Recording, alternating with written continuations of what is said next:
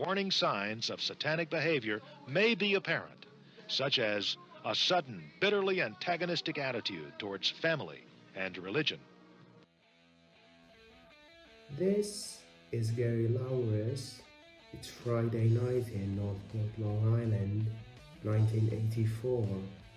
Gary is 17, a kid trying to find his footing in a world that feels unnecessarily hostile.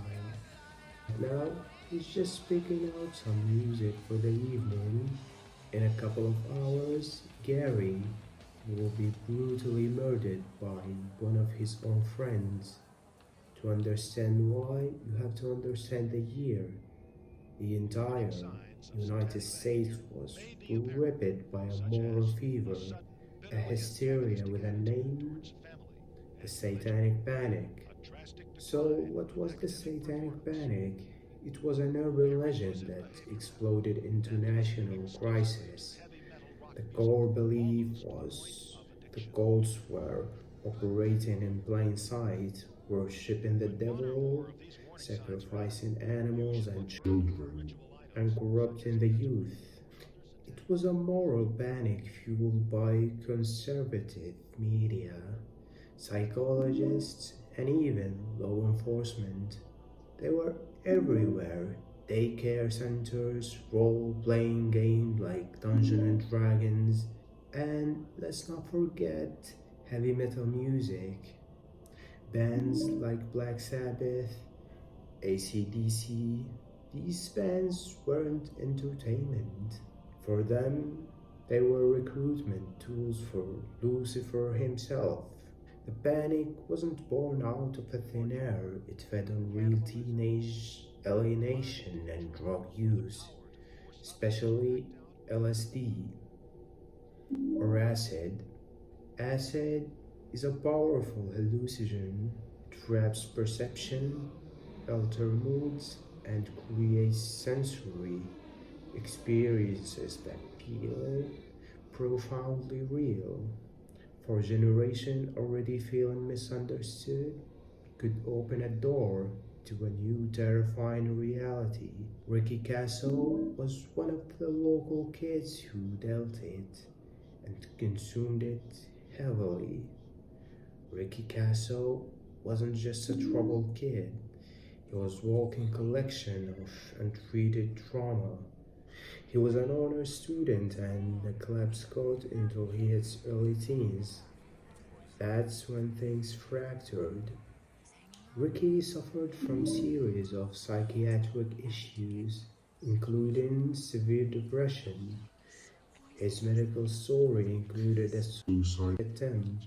He was in and out of clinics, prescribed medication, and often felt completely abandoned by the system and his parents. This was the downward spiral. Heavy drug use, especially acid, combined with his existing mental illness and the prevailing satanic atmosphere, created a devastating connection. Ricky wasn't just dabbling in Satanism, he was immersing himself in it, blurring the line between hallucination and reality.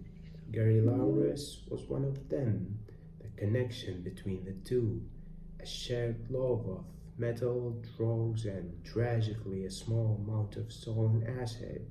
The catalyst for the murder was a missing 10 hits of acid. Ricky believed Gary had stolen it from him. He lured Gary out under the pretense of partying. Gary was a runaway at the time, was desperate for connection and a place to stay. He went along. What followed was an act of unfathomable brutality. For hours, Ricky beat, stabbed, and tortured Gary. At one point, Castle repeatedly forced Gary to say, "I love Satan." Gary refused. He later claimed that as he delivered the final stab, the acid, the satanic panic, and his own madness had fused into a single deadly delusion. Instead of feeling, Ricky began to brag. He led groups of some teens into the woods to view the decomposing body. Keeping it covered, he believed he was untouchable. Gary was a runaway. To the police, the missing runaway was a low priority. Ricky was convinced that if he just kept his mouth shut, now that he'd showed off, he'd get away with it. No one will ever link the Birdman to a nameless grave in the woods. One of the teens who had seen the body eventually cracked and went to the police. Ricky Castle was arrested and charged with second-degree murder. On the day he was set to be arraigned, Ricky Castle's face was sealed by his own hands. Using a sheet, he hanged himself in his cell. The Northport Devil Murder, as it came to be known, became a national sensation. It was the moment satanic panic felt real.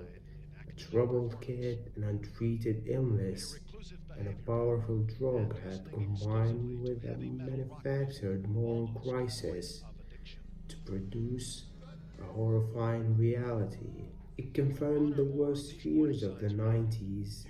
The devil was indeed among us, but the truth was far from tragic. The demon wasn't from hell. It was the result of a boy lost in the woods of his own mind. Thank you all for sticking along with this video. I was your host, S9, and have a good night.